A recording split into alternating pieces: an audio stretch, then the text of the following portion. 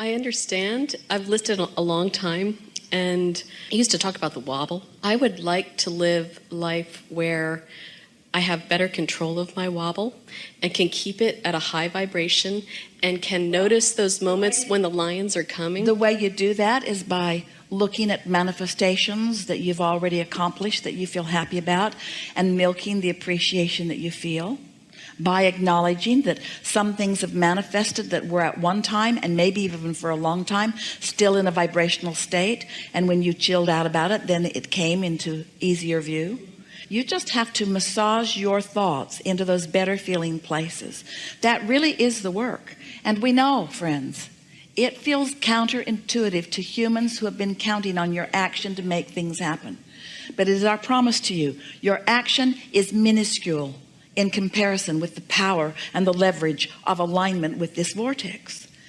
Most people are offering most of their action or behavior to compensate for not flowing their energy in a productive way. You worry about stuff and you don't line up with well-being, and you beat the drum of things not going well for you. And then when things don't go well for you, then you dig in with action and hard work, and then you get exhausted. Because this receiving mode is not just the vibrational place. Just like you have to set your radio dial on 98.7 FM if you want to hear what's broadcasted from that tower. You can't set it on some other frequency. You have to tune your tuner to that broadcasting tower.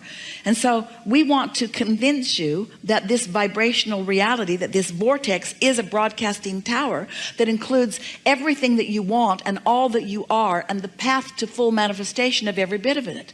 And if you can accept that that is so, and then you can just care about tuning yourself to it, which just means think thoughts that feel good, then everything will turn out the way you're wanting it to. Such a nice thing. You could have 5 things, we know you've heard this, that are important to you. There are always more than that, but let's say 5 major things. And 4 of them could be going extremely well and 1 of them not well. And you as humans mostly think that you better dig into that one that's not going well. And as you do, you tune to what's not going well, and you actually pinch off the well-being on the other 5 that were going well. Conversely, you could have only 1 thing that's going well and 5 things that are going awful. And you could focus upon the 1 thing that is going well, set your tone by your attention to that, and the other 5 would fall into alignment, because the receiving mode is the receiving mode. But when you believe that you have to work hard to compensate for inferiority or for past wrong deeds, or when you feel that you have to work hard in order to justify your existence, all of those things are so contrary to what your inner being knows about your readiness and your worthiness, that you get crosswise of the energy, and then you do offer more effort, and then you get tired. Where if you're feeling good about yourself and others, if you're looking for positive aspects, if you're counting your blessings, so to speak, looking for reasons to feel good, not having knee-jerk reactions to so many things, then you're in the receiving mode. But the receiving mode is also the replenishing mode. That's where your stamina comes from. That's where your clarity comes from. That's where your vitality comes from. That's where the good ideas come from. But most humans, we love you so much, you know what's coming next. You are reacting to things. So you're looking around, wanting to be objective, and that's a good thing, because you got to sift in order to launch those rockets. But as you're looking around, so often, instead of identifying what you want and running with it, you are having a reaction to what you don't want. And when you are reacting to what you don't want, then you're putting more emphasis on that. So you're actually often vibrating more in contrast to what you want than you are in harmony with what you want. Every subject's 2 subjects: what is wanted and the absence of it. So sometimes you're thinking that you're thinking about money when you're really thinking about not having enough of it. Sometimes you're thinking about having or getting or improving a relationship, when often you're thinking about the absence of a relationship, or something about the relationship that you've got that you don't want. And so if you don't introduce an understanding into this equation of what your emotions are telling you, then you can't guide your thoughts at those early subtle stages. And if you don't guide them at early subtle stages, then law of attraction is going to carry them into greater and greater momentum, where you believe then that you have to take action, but there's not enough action to compensate for that momentum that's going in opposition to what you want. So what's the answer? Chill out. The answer is be nicer to yourself. The answer is think more thoughts about yourself that feel good and about others too? The answer is, don't work so hard. Give yourself a break. Get more rest. Be nicer to yourself. Do more of the things that feel good to you. That's the way you turn this around. You got to give yourself a break. You cannot demand yourself into alignment. You can't effort yourself into alignment. You've got to release. You've got to let go. You've got to let go of resistance. When you let go of that cork, we promise you it will float, you see. So we've written a few books. And they are significant because they are the pieces that you are looking for. The first book of significance, Ask and It Is Given, in the back of it has 22 processes, each one offered to you to help you to release resistance. Each one offered to just help you release resistance. We don't need to teach you how to goose up your desire. You can't help that. But when you release resistance, then your desires become more dominant, more predominant. You see more evidence of them coming about. We would read the 22 processes in the back of that book if we were standing in your physical shoes. The next book of significance that we wrote for you, it's talking about deliberate creation. It's about focusing, and it's about taking the way you feel and using it as the reason that you think the thoughts you think.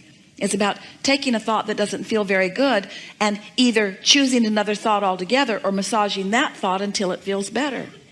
Then another book that came right on the heels of that is The Astonishing Power of Emotions. And that book teaches you about the emotions that you feel and the value of them. That may be the most significant book that you will ever read. That may be the only book that if we were standing in your physical shoes and went out there and there's a big pile of books that we would want. We would want to understand the emotions that we are feeling. And then we wrote a book called The Vortex. The Vortex that explains to you that everything you want already is.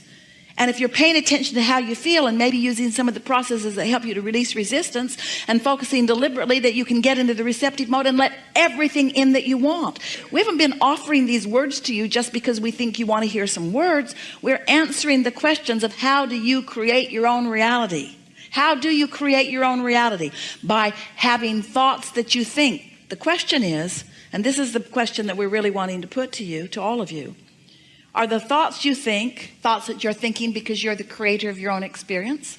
Or the thoughts that you think, reactionary thoughts because somebody else is having an experience that you're observing and you're having a knee-jerk reaction to what's going on?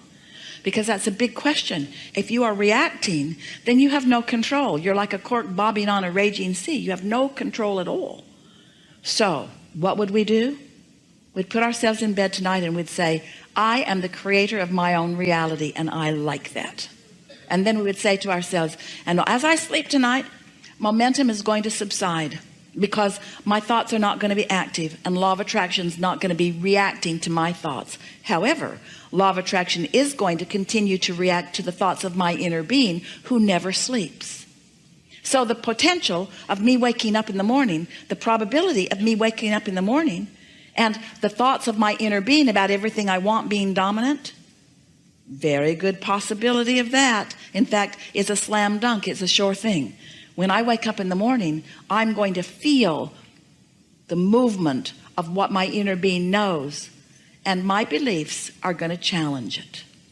But each time a belief challenges the path that my inner being has laid out for me to the success of joy that I seek, I'll feel some soft negative emotion. And when I feel it, I can adjust my thought right then and there. And if you will do that tomorrow and the next day and the next day and the next day, it won't be 30 days before you will have bridged your beliefs to be more in harmony with what your inner being knows to be. And you're going to have evidence all around you. Evidence all around you of breakthrough after breakthrough. And you know what a breakthrough is? A breakthrough is you breaking through your own resistance.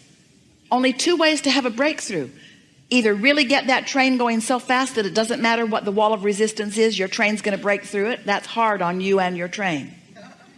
Or little by little release the resistance so there is no hindrance to who you are and what you're asking for. So now you understand the way creation, deliberate creation works. You heard us. You understand it more clearly than you ever have before.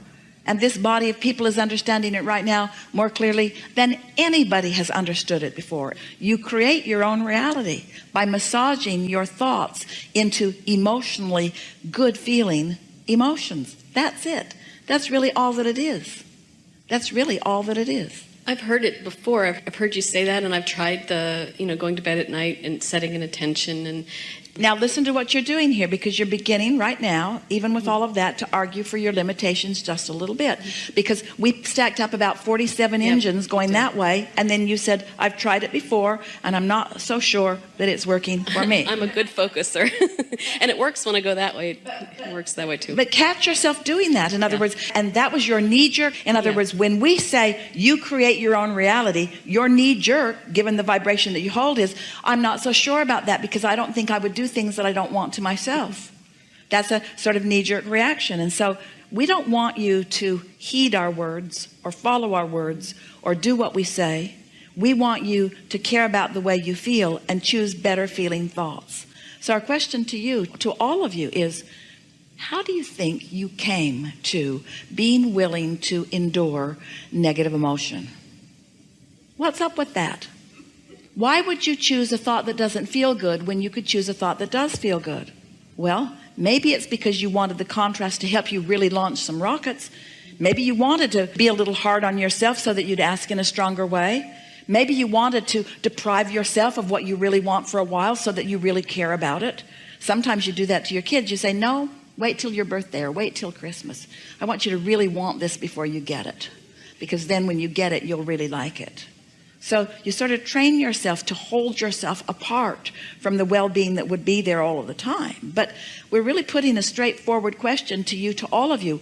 Why would you, what would cause you to be willing to deprive yourself of feeling good? Why would you beat up on yourself? And the answer is, you don't like yourself very much. And the reason that you don't like yourself very much is because you've been looking to disconnected people to like you, and they don't like you very much. But it's not personal. They don't not like you because you're not likable. They don't like you because they're not in a likable mood. It's not personal. They're not depriving you of their love. They're just pinched off from their own love, so they don't have anything to give you. And everybody's going to give you what they're feeling. So if they're all pinched off and you say, look at me and give me something, they're going to give you something that you don't like. And then you're going to get used to what it feels like not to be liked. And all along, your inner being is loving you so much. Every time you're not being loved by someone, your inner being is loving you more because you're asking for it stronger. So the more Source loves you, and the more you don't let yourself feel the love of Source, and the more you look through cracks of others for them to love you, and the more you become dependent upon them, those flaky human friends, they're just not consistent. They're so fickle. Oh, they'll love you if you'll do everything that they want you to do. But boy, you better not let up for a minute, and their love for you will stop because it was contingent upon you pleasing them, because we love you so much. But you've got this backwards, and you've had it backwards for quite a while, haven't you? But when you get it turned around and you begin to accept that when I feel love, that means I've opened the conduit, and the love that is me is flowing through me, not through me only to others, but through me and to me and through me. When you're loving someone else, do you know who receives the greatest benefit of your love? You do, because your valve's wide open and every cell of your body is resonating with the love that is flowing through you, you see. You got to stop looking for lovables in order to love. You got to love just because that's what you do. You love.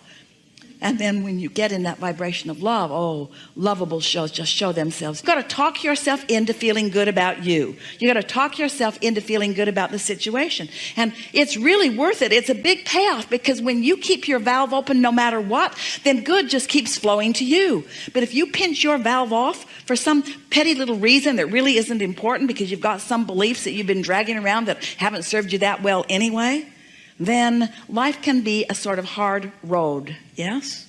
Yep. This seems like an exceptionally good time for a segment of refreshment.